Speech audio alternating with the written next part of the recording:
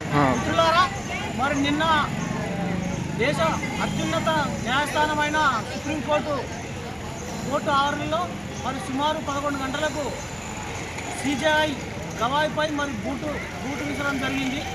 మరి ఈ దాడిని తీవ్రంగా కేవీపీఎస్ ఖండిస్తున్నది.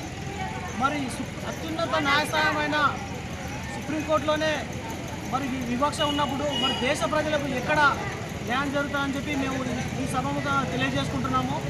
మరి ఎవరైతే ఆ దాడికి పాల్పడిన న్యాయవాది ఉన్నాడో అతనిపై వెంటనే SC/ST అట్రాసిటీ కేసు నమోదు చేసి మరి ఆయనను చట్టపరంగా శిక్షించాలని మేము కోరుకుంటున్నాము.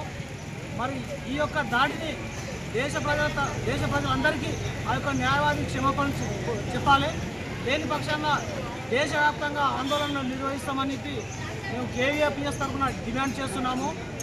మరియు ఈ యొక్క మేము ఇలాంటి వ్యక్తులు కేవీపీఎస్ తరఫున పోరాడుతున్న వ్యతిరేకంగా పోరాడుతుంటే ఒక పక్క దేశంలో అత్యున్నత న్యాయస్థానంలోనే ఇలాంటి దాడి జరగడము చాలా దురదృష్టకరం. ఈ యొక్క సమావేశానికి సంబంధించి వెంటనే ఆ వ్యక్తిని SC/ST అట్రాసిటీ కేసు నమోదు చేసి చట్టపరమైన చర్యలు తీసుకోవాలని మేము కోరుకుంటున్నాం.